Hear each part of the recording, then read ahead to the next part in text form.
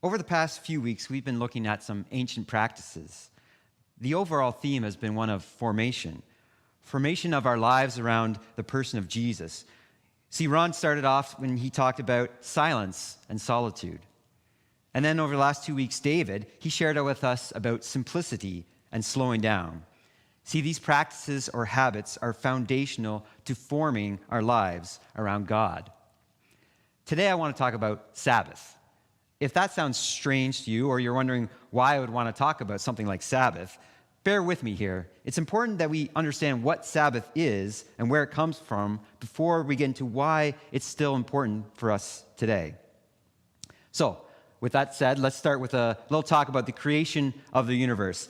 Yeah, we have to go all the way back to the beginning of time to really understand Sabbath. In Genesis, at the beginning of the Bible, we have the story of creation. In the beginning, there was nothing but God, and he went about creating everything that we see and know in our world around us. In Genesis chapter 1, verse 1, right at the beginning of the Bible, it says this: "In the beginning, God created the heavens and the earth. The earth was formless and empty, and darkness covered the deep waters. And the Spirit of God was hovering over the surface of the waters. Then God said, 'Let there be light,' and there was light. And God saw that the light was good. Then he separated the light from the darkness, and God called the light day, and the darkness night. And evening passed, and morning came, marking the first day." So we see God continuing to go about his creation work. He makes light and darkness. That was the first day. And then on the second day, he creates the sky. And then comes land and vegetation, trees and plants of every kind. That's the third day. And this continues on for a few more days until we come to the final day of creation. And this is important here. This is day 6, the final day of creation. On the 6th day, God created men and women.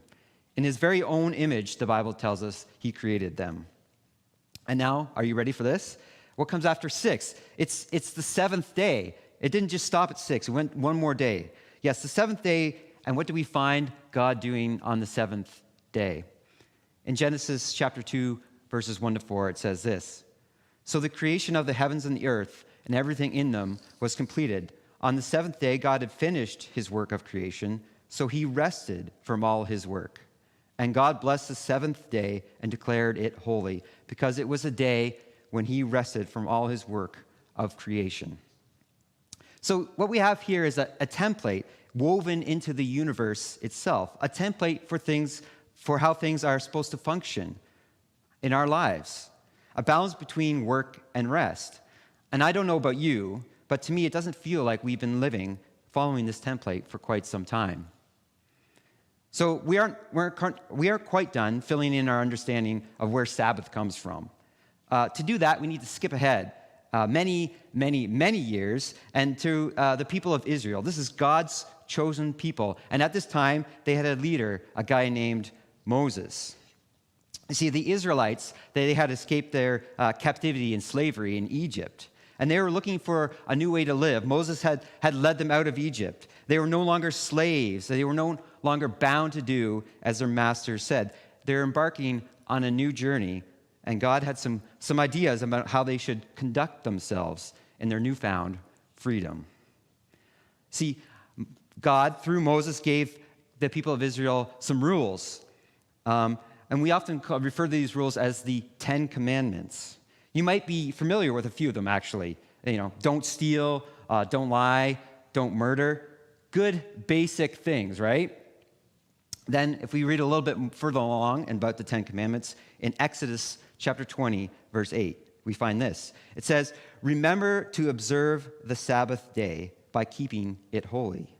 You have 6 days each week for your ordinary work, but the 7th day is a Sabbath day of rest dedicated to the Lord your God. On that day, no one in your household may do any work. For in 6 days the Lord made the heavens, the earth, the sea, and everything in them.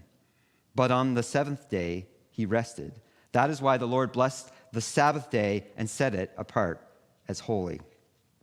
So we have the creation of the universe, and now we have the 10 Commandments. We clearly have a template on how God thought was a good way for us to live our lives. The problem is, and this is the original problem for all of humanity, is that we think we know better than God. Now, you might be asking yourself, why does this have to do with me? That's a nice history lesson, John, but come on, this stuff happens ages ago. This doesn't actually apply to me, and I don't live under the law. And yeah, that's true. I would agree with you. This did happen a long time ago, and Jesus has come, and we no longer live under the condemnation of the Old Testament laws. But if you stick with me, we can find out why observing Sabbath is still for us today.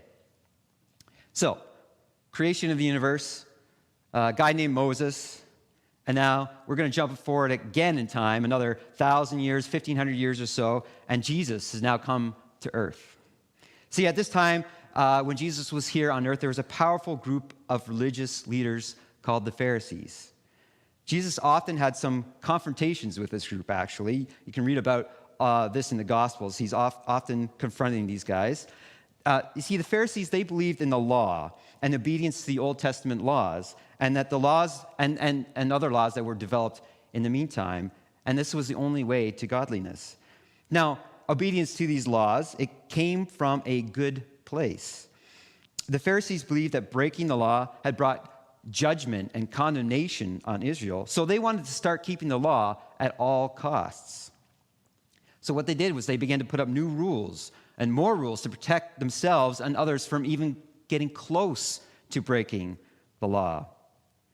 Since Moses had given the 10 Commandments hundreds and hundreds of years before, new laws have been adopted. Actually, hundreds of new laws have been adopted, and many of these laws were regarding the Sabbath.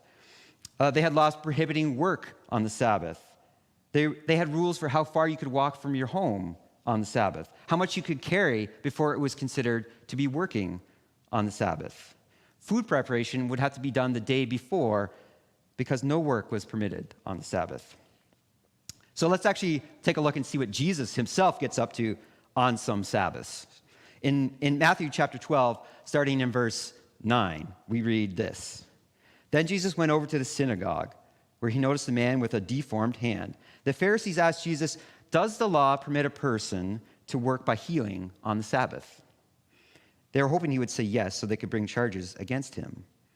And Jesus answered, "If you had a sheep fall into a well on the Sabbath, wouldn't you work to pull it out? Of course you would. How much more valuable is a person than a sheep? Yes, the law permits," read this, "yes, the law permits a person to do good on the Sabbath." Then he said to the man, this is Jesus to the man with a deformed hand, "Hold out your hand." So the man held out his hand, and it was restored just like the other one. Then the Pharisees called a meeting to plot how to kill Jesus. You see, Jesus knew that the Pharisees weren't actually concerned with why Sabbath was important. They'd lost track of that. They'd lost track of why it was important to take a rest and to halt from work for a day.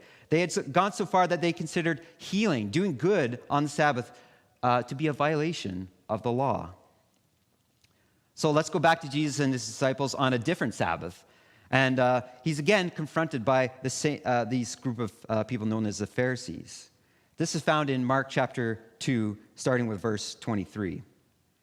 One Sabbath day, as Jesus was walking through some grain fields, his disciples began breaking off heads of grain to eat. But the Pharisees said to him, "Look, why are they breaking the law by harvesting grain on the Sabbath?" And Jesus said to them, "Haven't you ever read in the scriptures what David did when he and his companions were hungry?" So Jesus is talking about King David, who was a king of Israel many, many years before. He says, "Haven't you ever read what David did when he and his companions were hungry? He went into the house of God," that is, David went into the house of God. This would have been the temple in Jerusalem. "And David broke the law by eating the sacred loaves of bread that only the priests are allowed to eat. He also gave some to his companions." Then Jesus said to them, to the Pharisees, "The Sabbath was made to meet the requirements or meet the needs of people, and not people to meet the requirements of the Sabbath. So the Son of Man is Lord even over the Sabbath." Another version said it like this: "The Sabbath was made for man, not man for the Sabbath." So let's try to unpack a little and understand what is going on here. See, Jesus in his rebuke defends his disciples by bringing up some well-known examples of people breaking the law. Jesus starts out in his defense by saying, haven't you ever read the scriptures to the Pharisees? And the Pharisees, they would have considered themselves the most well-read and the most well-educated experts on the scriptures.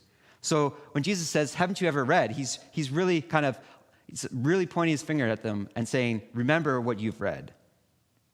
His point is that there are circumstances that might exceed a slavish devotion to the law. That doing good on the Sabbath is what Sabbath is actually all about. You see, Jesus himself would have observed the Sabbath. Sometimes we kind of confuse the situation. We think that Jesus is actually trying to get rid of the Sabbath. But no, he would have observed the Sabbath. He would have grown up with it as a child and practiced it as an adult. He's not trying to undermine its importance. What Jesus is trying to do is point out that it's not about the rules or the law, but about the why, the reason, the heart behind Sabbath. So why is it important to rest? Why is it important to take a break from work? You see, doing restoring or healing work or doing good on the Sabbath is what Sabbath is about. Sabbath is that time. It's a time for restoration. It's a time for healing from the previous week. It's a time for our souls to be healed and restored and to reconnect with God. It's almost like we have two contrasting ideas here, and I don't blame you if you're a little confused. We laid out how the Sabbath was ordained in the very creation of the universe, and then we talked about how God, through Moses, gave the laws about the Sabbath and told us to actually observe it. And then we have Jesus coming along saying, hey, it's not just about the rules and the laws, but the Sabbath was made for us, not the other way around. So I don't think these actually do contradict each other. While we might no longer have to obey the laws or the rules that were laid down, it doesn't mean that we shouldn't and they aren't good for us. You see, Sabbath isn't a rule, but a gift that we can take advantage of. And maybe taking time out of your busy life doesn't seem like a gift to you. Maybe it feels like the opposite. You say, but John, I'm already so busy. How can I possibly afford to lose a day or 3 hours or half a day, a whole day? I have too much to do. Dallas Willard, a pastor, a writer, and a theologian, when asked by another pastor who was experiencing a time of burnout in his life, Dallas Willard responded to this pastor with this: you must ruthlessly eliminate hurry from your life. When asked if there was anything else he needed to do, Willard continued, there is nothing else. Hurry is the great enemy of spiritual life in our day.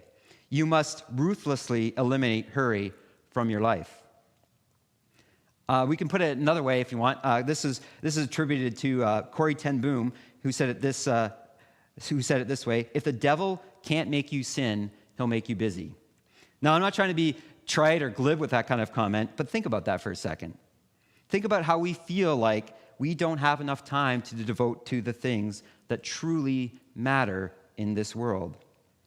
Things like helping others or developing our relationship with God through prayer and reading the scriptures, reading the Bible, our families. We complain about how tired we are, how rushed we are, and that we never get a chance to rest. We work so long, so hard. We're like machines. So we work this way because we want to have the things that our culture says we should have or that we need to have to feel complete. But it doesn't make us complete. It makes us feel empty and numb. We're craving more all the time. Humans were not meant to live like this. It's actually right there at the beginning of creation. We're designed to have rest. We're designed to have balance in our lives between our work and rest. In his book, Garden City, John Mark Comer says this about Sabbath. Sabbath isn't just a pause button. It's a full, complete, total system restart. We power down, we cool off, let the fan wind down, and then we reboot. Sabbath is a chance to take a long, hard look at our lives and to retune them to the right key. to make sure that our life is shaped around what really matters.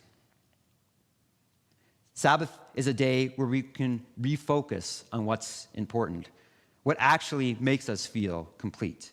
Family, relationships, hobbies, and things that bring us joy. Things that are good for our soul, that build it up, and not things that will exhaust it. Sabbath can also be a place for deep healing when it seems as if life isn't going so well.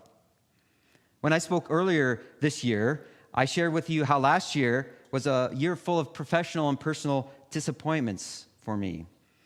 I had a lot of extra time on my hands, but it wasn't a restful time necessarily. Though it was a difficult season, I knew that God was still with me, and so I put into place some of these practices that we've been talking about in this series: solitude and silence, simplicity and slowing down. And it did help me get through that time. My soul was in turmoil, but at times there was rest to be found. And for the past month leading up to this talk, I've been experimenting with how I practice Sabbath. See, I just can't stand up here and pretend that I'm an expert, I have it all figured out, or I'm some Sabbath master. I can't pretend that. There are things that I did well, and there are things that I did okay, and then there are other things that I would actually like to improve upon. That's the thing, though. Sabbath isn't a test or an exam. It's not a checklist. Practicing Sabbath isn't a checklist just to check off. It's going to be fluid and different. The first thing I did for myself was I put away my phone. Now, I believe that this was one of the most important things to do in order for me to find my rest. I wanted to be able to focus on those around me. And yeah, sometimes it meant I had to interact with people instead of just popping on my phone at the first moment of silence. So the phone went away. And that first Saturday, that's when I chose to practice my Sabbath. It was interesting. I actually found that it wasn't as hard as I thought it would be.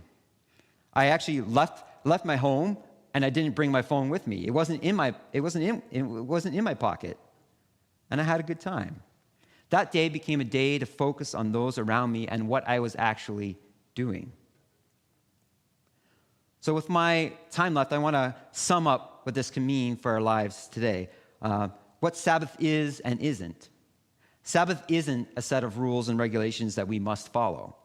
Sabbath is a time for rest. So that's the big overarching idea about Sabbath. God rested from his work. So whatever day or time we choose to set aside to observe Sabbath, remember, it's a time for rest. And when I say rest, I mean true rest, real rest. It's not just the absence of work. It's not just about putting our feet up and doing nothing. No, it's more than that. So maybe it's a time to put into practice all these ancient habits that we've been talking about for the past 5 weeks. Solitude, silence, simplicity, and slowing down. Sabbath could look like a day where we take time for ourselves, time to spend alone with God, a day where we practice some silence to listen to what God has to say to us, a day where we practice some silence to listen to what others really have to say to us and really focus on what they are saying without the rest of the world trying to steal our attention. What about taking a day off and not buying stuff? What would it look like to have a day without shopping? A day without thinking about the things that we want or things that we think we need in our lives? A day where we're not looking at that new TV or a new car or grabbing a new outfit or shopping for a new computer or a new toy that we can play around with. A day where we aren't consumed by consumerism. So some thoughts and guidelines on how to observe Sabbath in our lives. Again, I have to stress that they are not rules or laws. Guidelines can be helpful to us. Rules can be helpful to us. But they are not the end-all or the goal here. Sabbath is supposed to be a time of rest and reflection. The goal isn't to stress you out and make your life more difficult. We're looking for a way to reset our lives to focus on what it really means to be human. So I already talked with you about how I put my phone away on Sabbath. That's the first thing that I would suggest. And that might be a hard one for a lot of us today.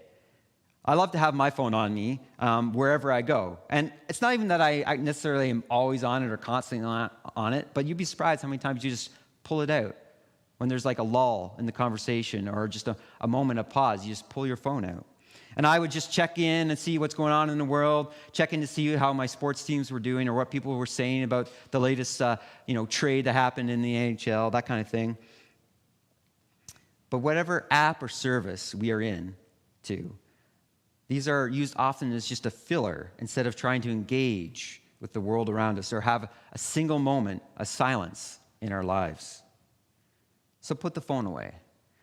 This forces us to go and find something to do or to actually stop and listen to those around us. I would plan ahead. So maybe plan to split your day up into little chunks of time and have something to do in each chunk of time. Maybe you plan in the morning to spend some time reading and praying.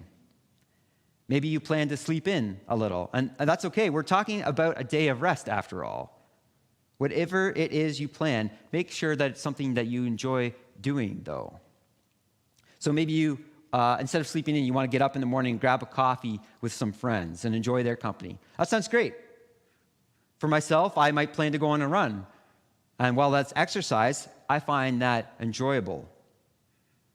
Perhaps you could make your meals beforehand, as they used to do, so you don't have to think about it or worry about it.